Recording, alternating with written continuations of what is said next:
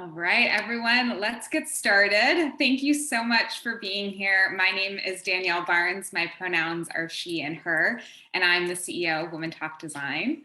We're thrilled to have you here for our Speaker Stories event with Margaret Lee. And I want to start off telling you a little bit about this event and what to expect. Then I will introduce our speaker and we'll start with our questions.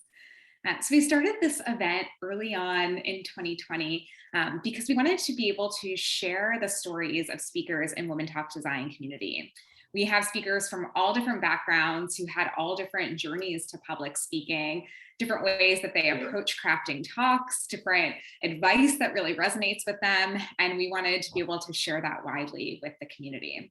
So it's been really great to hear from all these incredible speakers. And I'm really glad to have Margaret here today. I was just sharing with her that I had heard her speak and share a little bit about her public speaking journey to a small group. And I thought, you know what, the rest of the Women Talk Design community really needs to hear this. And so I'm so glad to have her here today sharing her story. A few logistics, you can see this is being recorded. It says live streaming when you join, but we're actually not actively live streaming this. That's our automated captioning with Otter. So if you want to click on that, you can follow along with captions. You can also turn on captions for Zoom if you'd like to follow along this way. And as I mentioned, we're recording this. We'll work on a blog post afterwards and share the recording with the larger community. But the good news is you being here means that you get to ask your questions and you also get to meet other folks in the Women Talk Design community. So the way that this is going to work is I have some questions to get us started with our conversation with Margaret, but then about halfway through, I'm going to turn it over to you to ask questions. So I encourage you to start thinking early what questions you have for Margaret, what you want to ask her, and then we'll open it up to you all. And then I hope that you'll stay around for the last 15 minutes because that's a chance for you all to get to know one another. We're going to open up breakout rooms and you'll be with smaller groups to be able to ask questions to one another and learn more about each other. We have some prompts to get you started there. And we've heard from folks that that's a really important part of this event, to be able to connect with others from the community. So I do hope that you'll stick around. All right, without further ado, I am so thrilled to introduce our speaker, Margaret Lee. Margaret is a design executive coach with Design Department, bringing years of leadership experience to coaching. She was the director of UX Community and Culture at Google from 2016 to 2021, which was a program she founded to serve and empower the company's global user experience organization. She also led UX for Google Maps from its early days to groundbreaking desktop experience to an indispensable tool for navigation and local exploration. Under her leadership, the Maps UX team evolved from a couple designers to a global organization of multidisciplinary practitioners. And prior to Google, Margaret led organizations at CNET, Yahoo, and TiVo. She has decades of experience in the industry, and she's really passionate about creating conditions where teams can flourish and individuals can uncover their unique potential and leadership style. Margaret speaks and writes about her personal journey as a leader and on our collective responsibility to advance diversity and inclusion in the workplace. So please join me in welcoming Margaret. Hi, everybody. Thanks for joining me. I'm thrilled to be here, actually. So all of a sudden, I can only see myself. Let me just find everybody else. Okay, gallery view. I spotlight you, so everyone can see you. Okay, it's like, I don't want to see that. But yeah, I'm happy to be here, answer your questions, Danielle, and anything from the group. So, and if you feel comfortable coming onto camera, that would be great. It would give me some visuals to go on. Awesome. So Margaret, to get started, I'd love to hear why you speak. This is a question we really like to start with, is why is speaking important to you and why do you do it? Yeah, it's interesting because I did not speak for the better part of my career. I mean, I, in fact, was so afraid of public speaking.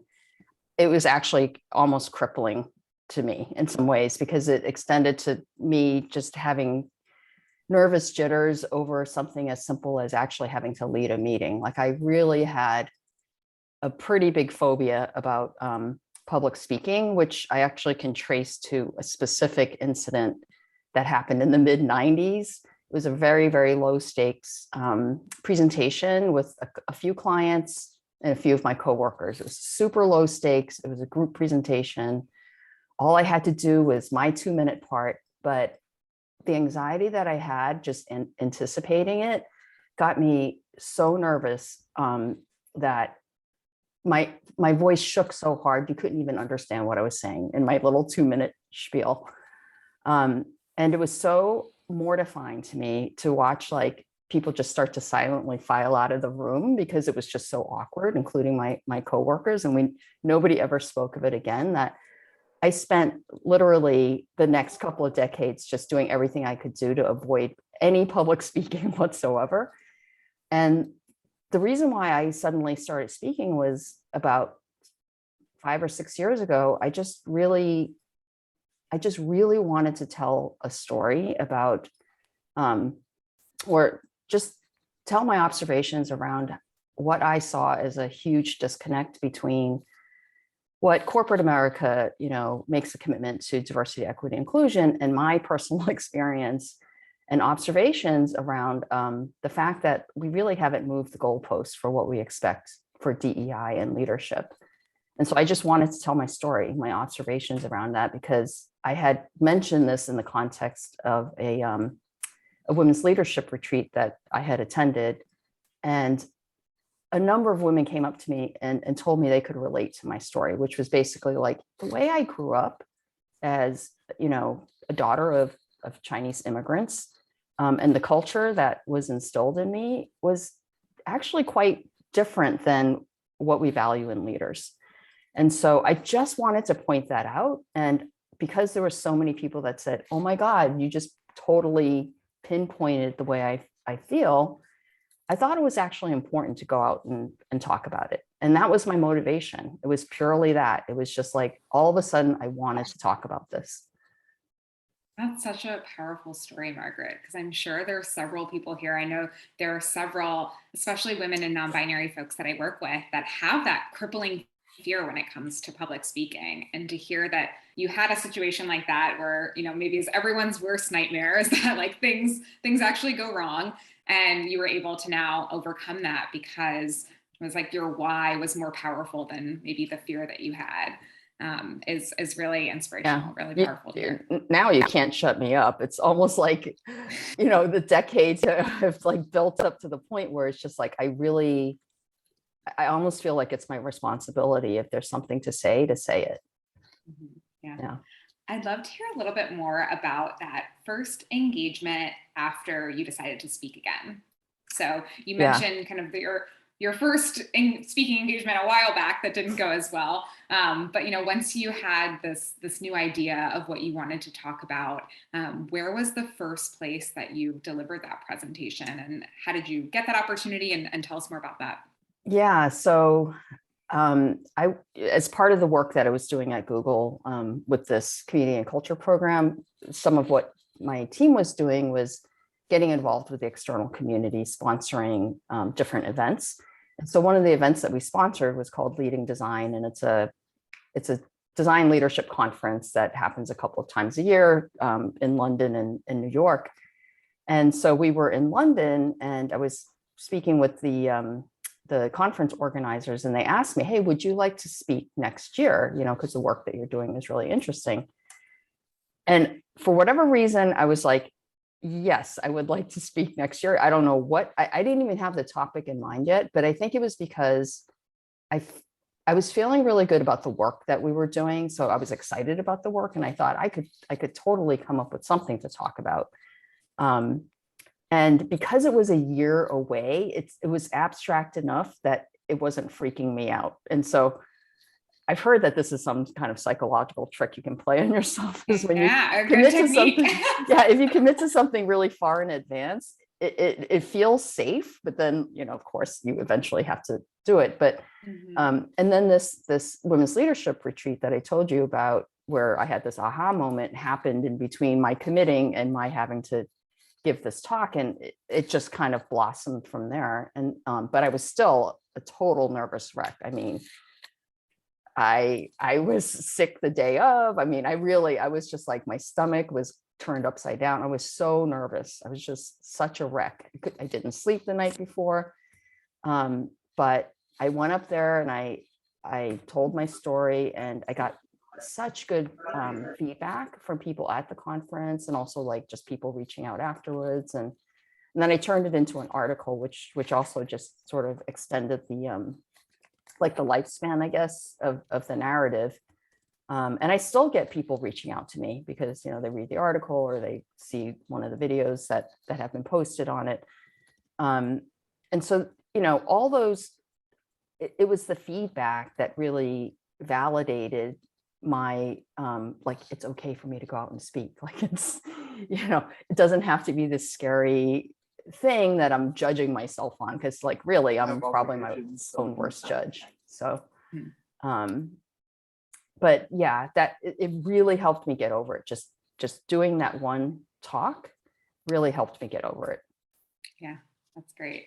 I'm curious since then how your process for preparing for your presentations has changed, if at all.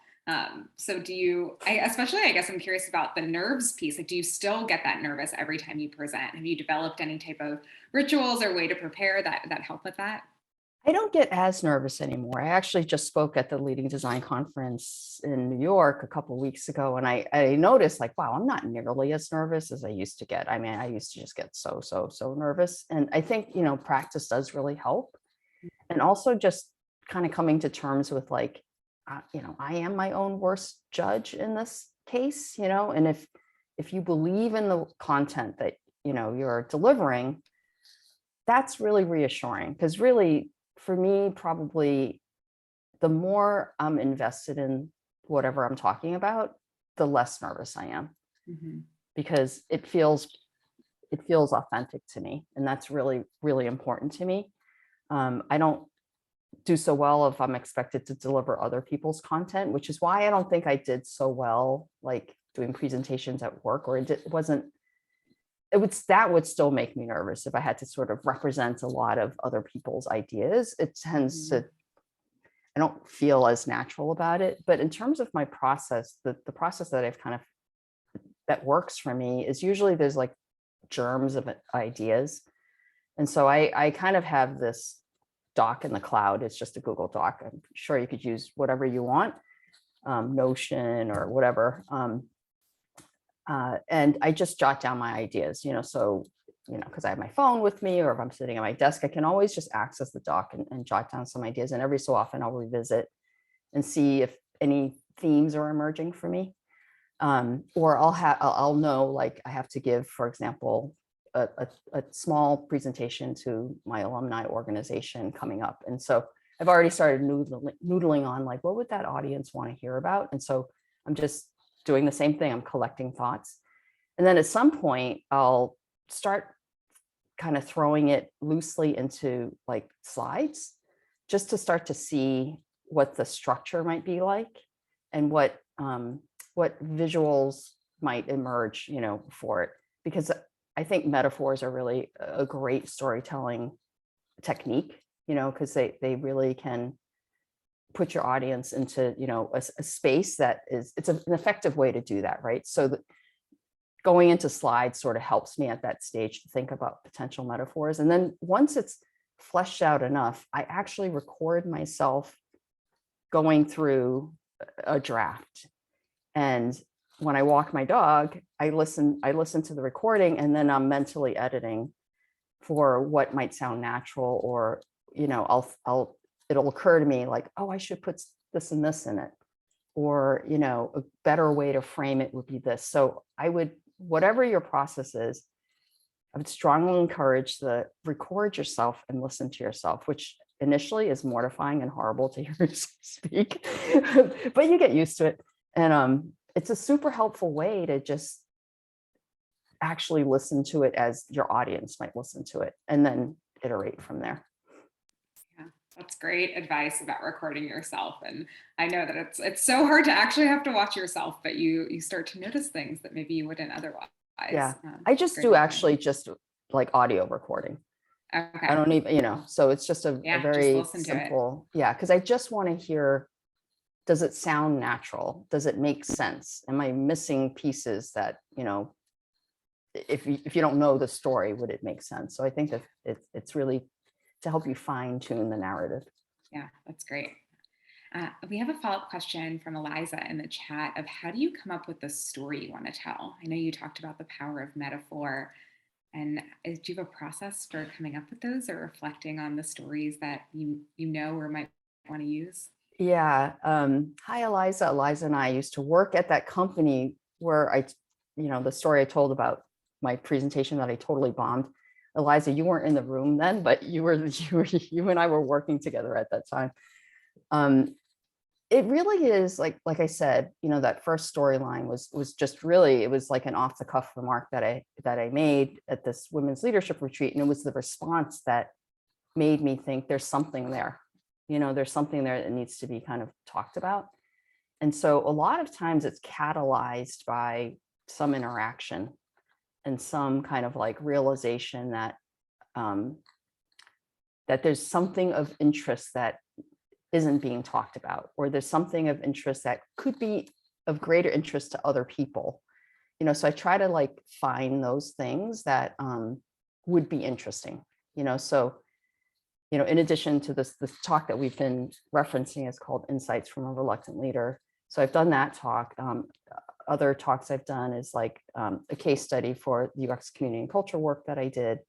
And I knew that would be interesting because I think, having a focus and an intention around community and, investing in culture of your organization, I think it's really important. And I don't think that we talk about it enough. Like we talk a lot about, craft or technical skills or process, but I think that something as ambiguous sounding as community and culture is still incredibly important. And I am a strong believer in it. And I worked in that, space.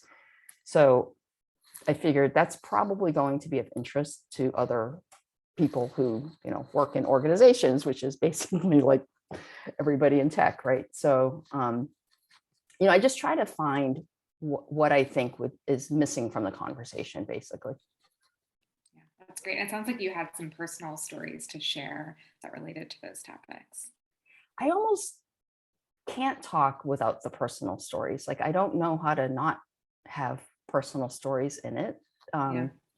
Yeah, that's kind of just my modus operandi.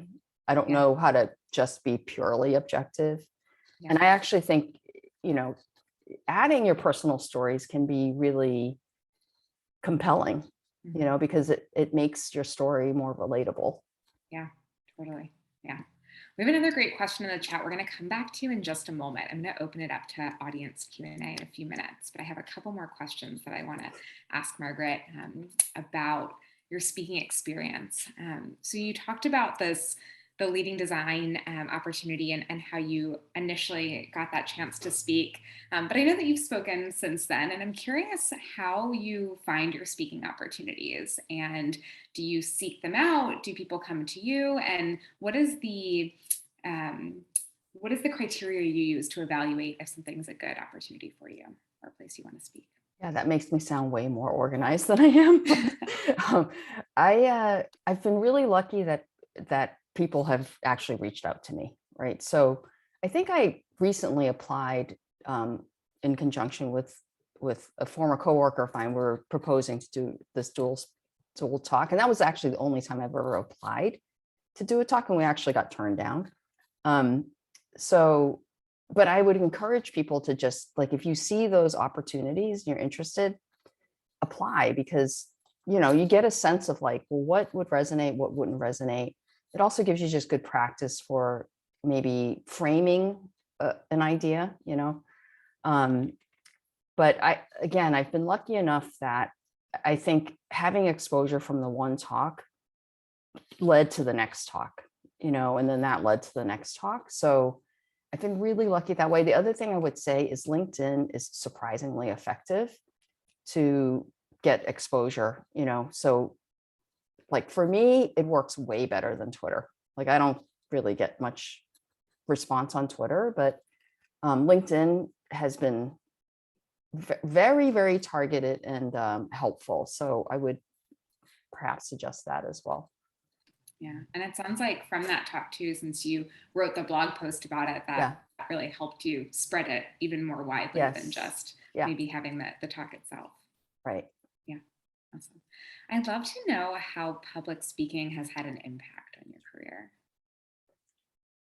Um, it really coincided with just how I was thinking about the work that I do and the work that I want to do. And at this point in my life, how I want to spend the rest of it, like, what do I want to do with my life now?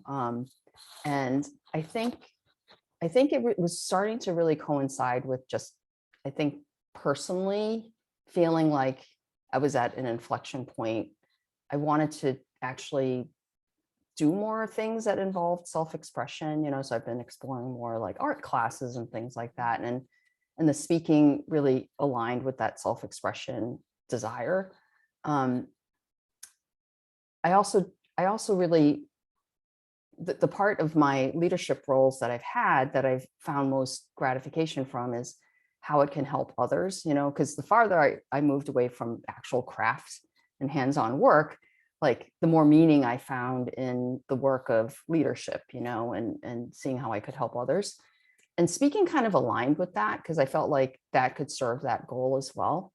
Um, and then I think too, it just aligned with me being more motivated by finding meaning in whatever work that I choose to do rather than achievement.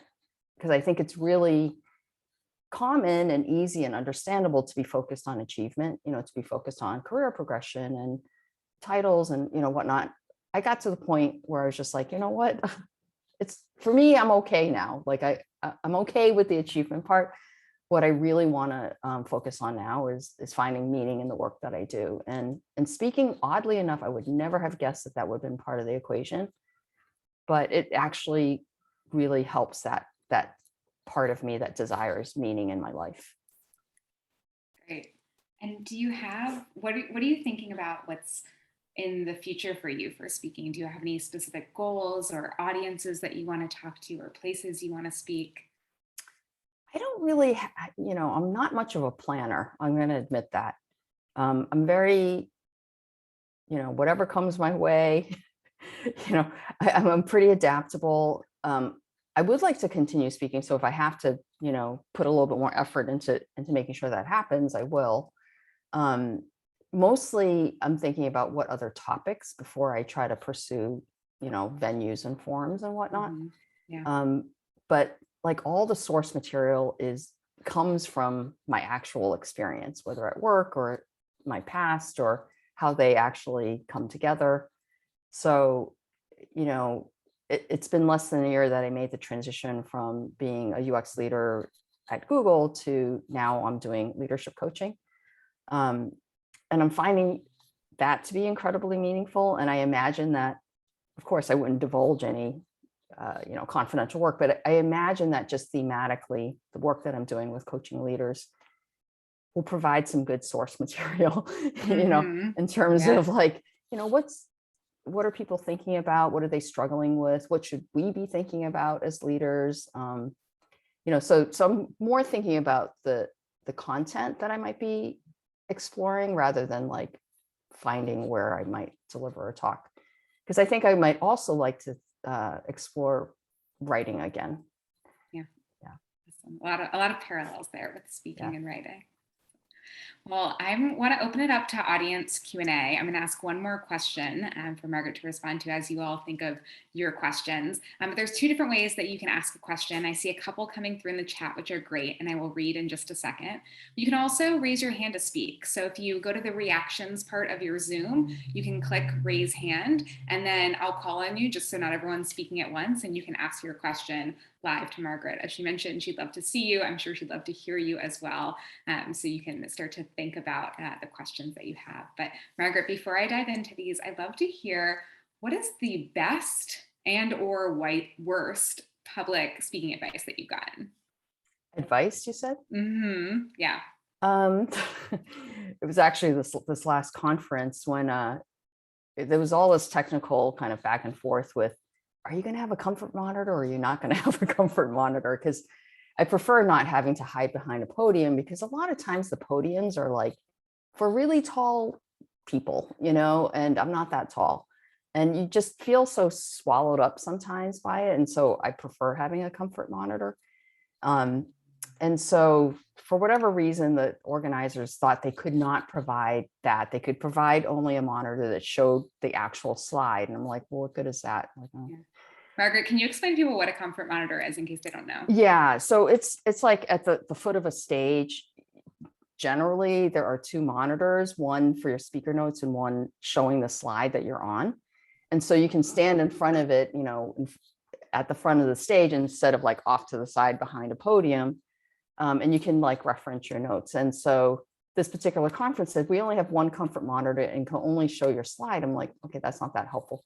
And so the advice they gave was like, well, you can either memorize your entire talk or, have index cards. I just thought that was terrible advice, because it's not so much that I didn't know my talk, like it's more that it's for your comfort so that you can kind of, reference things. So I think it's important to know your comfort level, right? Like some people will be more comfortable behind the podium and feel safe. Some people, want to walk around, and some people don't need any notes, but just know what your comfort level is and try to like work with the organizers to try to like get what will make you comfortable, because often it's flexible enough. But if you don't ask, you'll just get whatever everybody is doing, which might not suit you. So I love that. Ask for what you need. That's ask such for good what you advice. need. Yeah. And that actually responds really well to the first question that we had from Shashara, who asked about how you handle memorizing your talk. So if you memorize it, or if you just use talking points and notes, because Shashara struggles with worrying that they'll forget their talk track and end up relying too much on the notes or be reading. So I don't know if there's anything else you want to share on that. Yeah, that's where honestly the listening to the recording of myself giving the talk helps me internalize the talk. So that might be too onerous for some people, but I have found that that's what helps me is hearing the talk, because what that does for me is it actually gives me a sense of like where I can ad lib a little bit, or not be so tied to the exact talk track. I'll have it all in my notes. Like I'll have the whole thing in my notes, but I won't necessarily be reading it. And other people I know, they only want bullet points, and then they're comfortable, just kind of serendipitously talking over it. I'm not comfortable with that yet. I would love to get to that point. I still sort of have the crutch of like, I have it all written out in my speaker notes, but I'm not reading, but I know that it's there if I need it. Yeah. So it's a good support system, just in case. Yeah. Jess wants to know, have you ever had a situation where you've been nervous about the content you're sharing outwardly being considered an overshare at work? Not intending to talk about anything particularly spicy, but I also get nervous about sharing more than my org might want. I do tend to, like, I'm not afraid to kind of overshare, or talk about really personal things and vulnerable things if I think it's appropriate, for whatever narrative that I'm putting forth. Like I said, I think it can be much more powerful and memorable if you're willing to be a little bit vulnerable. But you have to be comfortable with that, right? This last talk that I gave at Leading Design in New York, I was a little nervous about it because the conference was sponsored by my old team who was there. And the topic of my talk was actually related to leaving Google, and what led me to leaving Google. And, I had to balance telling my truth with not dissing Google, because it wasn't about Google being bad or anything. It was just about like, I was ready. And, I talked through some of the things that my values weren't aligned with what was going on at work. And that led to me leaving. And I had to I was nervous about that because I didn't want to appear like I'm biting the hand that fed me or anything like that, or look like sour grapes or anything, because it wasn't that. So I do think that it's important, again, to know your comfort level, but I think it's also important to know what's important for you to tell, like for me, again, being authentic is really important to me. I don't want to, My whole thing is I don't want to go back to code switching. I did that for too many years in my life. Don't need to do it anymore. So. Yeah, that's great. We have a question from Marcella. Any tips for body language? How do you make sure that you are showing the right gestures while you are speaking? Yeah, I don't know that I'm the best at that, to be honest. Sometimes I cringe when I like look at a video of like, what the heck am I doing with my hands? I don't have great tips. What I've been told by others is like, it's better to stand still than to like rock back and forth, because some people get into this like, shuffling of the feet type of thing. So, and if you're really, really nervous about body language and you feel like, well, maybe starting out behind the podium might feel a little bit more comfortable, you could try that. Like this is an iterative process. You don't have to lock and load into one way of presenting, because the first time I spoke, there was no way I was coming out from behind the podium. Like I was like, thank goodness there's a podium that I can grip like with my white knuckles during the whole time. And now I'm like, no, I don't want to be behind the podium. So I think it can vary, and you can, you can just think about, are you fidgeting, or are you like, shifting your weight back and forth? Because that can be really distracting watching that. So just kind of think about, if you want to err on one side, err on being still versus like too many gestures. I love this theme in your journey and in your advice as well, of like, this is all a process. Like you might Totally evolve is, over yeah. time Yeah. as you speak. We all have different things that work for us. Yeah. So I really value that. That's something that you're sharing. We have a question from Katrina. Katrina, do you want to unmute and ask to Margaret? Yeah. Hi, I'm so happy I get to listen to this. By the way, I'm very excited. I'm on the search of resources of trying to become a better storyteller. Mhm. Hopefully it rolls over to presenting. And I was just wondering if you had any tips or tricks or resources that would be helpful. Are you familiar with Nancy Duarte? Anybody else familiar with Nancy Duarte? Yeah, I see Sarah. She is like, her whole specialty is presentations and storytelling. She has a really good TED Talk out there that dissects like the I Have a Dream Martin Luther King speech. And I think she might she might have dissected like Steve Jobs's, iPhone announcement speech too. And what she does is like, she actually identifies there's almost a formulaic cadence to telling a story. And it really has to do with like, you want to put out there, what's the aspiration, and then what's the reality, what's the aspiration, what's the reality. So it's like this back and forth, and it brings the audience with you. So I would highly recommend looking up her TED Talk, and she's got other resources online too that is available, and she's got a couple of books out. So she talks about the storytelling aspect, but she also has like books on actual slide design, probably for non-designers who need to do a lot of presentations, but really helpful resource. I would also just do what she did, like look at talks that have resonated with you, and try to like analyze it.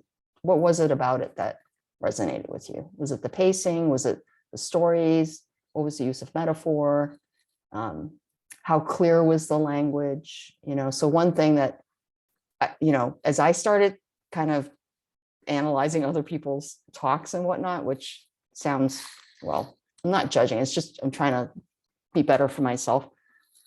I can tell when somebody is basically, it's almost like they wrote the talk out and then they spoke it. And this is why I listen to myself and then iterate, is because when you speak like you write, it doesn't sound as natural. It's like, reading a book out loud versus just having a conversation.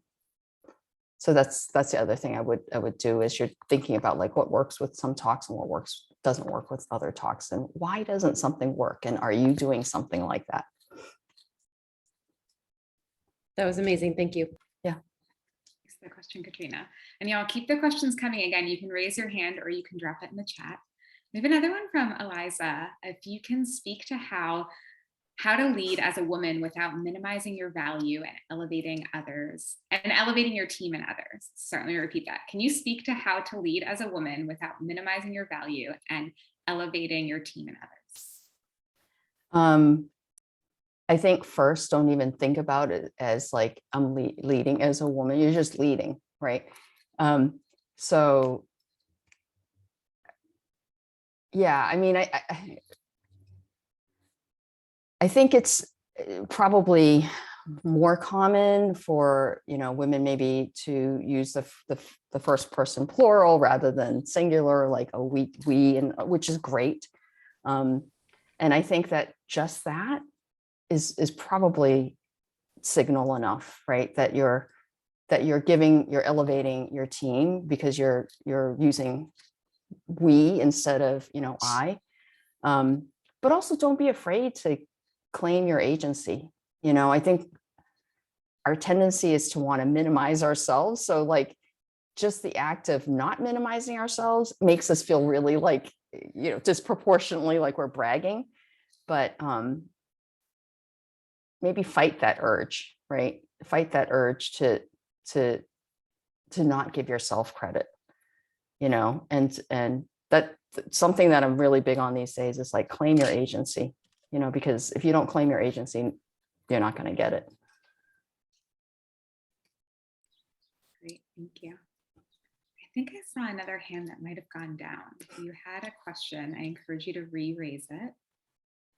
We have some more. We've got 5 more minutes for questions before we move into our breakout rooms.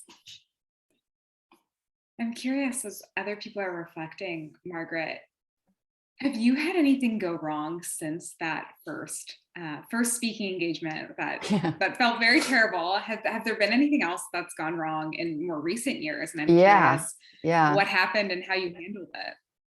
So I gave a talk at the Front PM and UX conference in Salt Lake City last fall, and it was like the first time a lot of people, including myself, were coming back into real life, you know, event. So I was really excited about it. They had me as the opening talk, which was like, it was kind of great because then I could get it over with and then relax.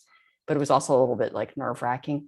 And of course, there was technical difficulty. So I went up there, comfort monitor. They had the comfort monitors. I was really happy. Great audience. And then all of a sudden the comfort monitors went black. And I was like, there's just no way I can do this alone. You know, and I didn't have there was no podium or anything with my laptop that I could just move towards because the whole setup was, oh no, we'll have you with the comfort monitor.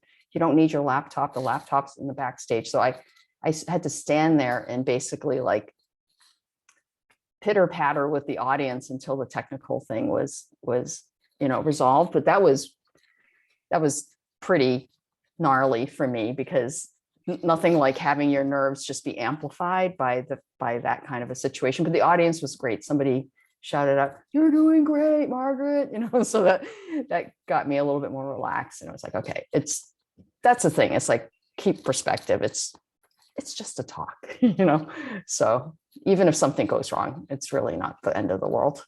Yeah. So things will go wrong. They'll happen. Things will go wrong. Yeah. Keep speaking. Sonji? Yeah, hi. I have a kind of a funny question. So we're in this very virtual world now. We're giving a lot of talks or presentations or hosting meetings, with Zoom and stuff. Do you have a perspective on how important it is to have like a well-framed Zoom window? Does that make sense? Like how your face shows up on, like I personally haven't thought much about it, but I'm wondering about it as I don't know. So I'm curious if you have any thoughts. I think it's helpful if you put a little intention into, whatever your background is. I don't think it has to be a deal breaker, but certainly if you're giving a presentation, you want to minimize distractions, right? So, and sometimes it's not possible to minimize all distractions like doorbells ringing or somebody's leaf blowing outside or whatever. But I do think it's helpful because if you're giving a presentation, you want to put your best foot forward. So, luckily you can do things like blur your background with certain technologies or change it up altogether. And are you in design, by the way? Are you a designer? Yes. Yep. Yeah, you can always do something creative, right? Like you're almost, yeah, not that you're expected to, but I think it's always a delightful thing if you can add something to your presentation like that. I think that's fair. Thank you. Yeah. Got a direct message of have you gotten critical feedback and how did you handle it? Oh, I've definitely gotten critical feedback. In fact, you know, the first talk that we had mentioned, Insights from a Reluctant Leader, you know, there was one leader that was really offended by my talk, you know, and so we had this big Slack discussion about it, and it was fine. You know, she had her own perspective on it. I can't say that I totally agreed with it. I think she heard something that I actually didn't say, but it was interesting that that's what she heard. And so I felt like that was still helpful feedback, you know, because it was like, why did she hear that, even though I didn't say those words? It was implied, she inferred something, but I actually thought it was good because it had to do, she was basically defensive. You know, she basically said, well, when you say all white people, I'm like, I never said those words, like at all, not even close to it, but that's what she heard, you know? So I still find it helpful, even if I don't agree. And, you know, I think that she also said some things that I think were fair, you know? So I actually just, like you said, I see it in the spirit of how can I iterate on this? Because feedback's great, you know, and I think most people will only give you feedback if it's positive. And I don't think that that's necessarily always helpful. It feels good, but it's really good to get critical feedback. And in fact, if you're preparing a talk, I always try to find a buddy to just give me the critical feedback, because you're so close to it, you don't know what's not well understood when you're doing your story. You might assume that something is obvious and it's not. So it's great to have like a buddy to do that with you.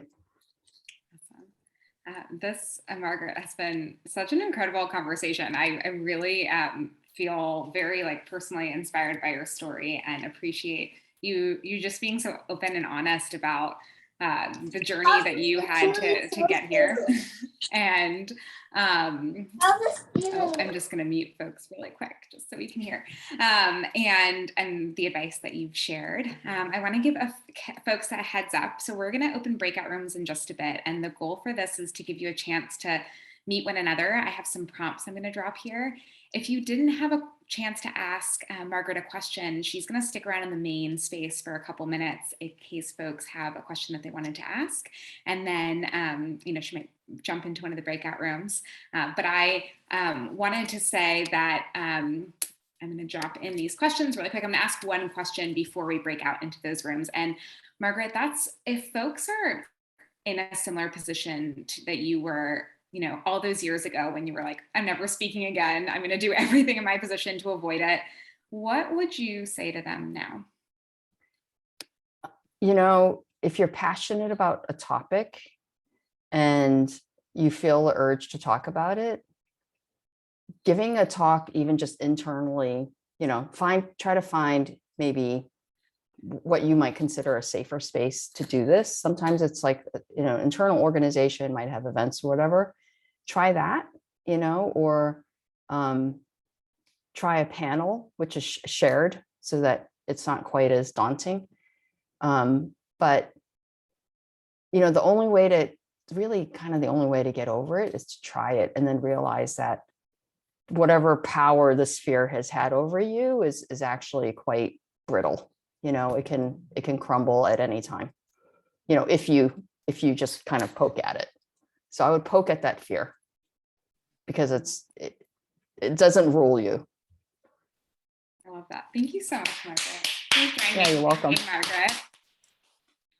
Like I said, y'all, these are my questions for the chat to give you all a chance to get to connect with one another. Frances from the Women Talk Design team is going to open up the breakout rooms. Margaret will be hanging out here for a couple minutes if you had any questions you didn't get a chance to ask, and we will bring everyone back just before we end to wrap up.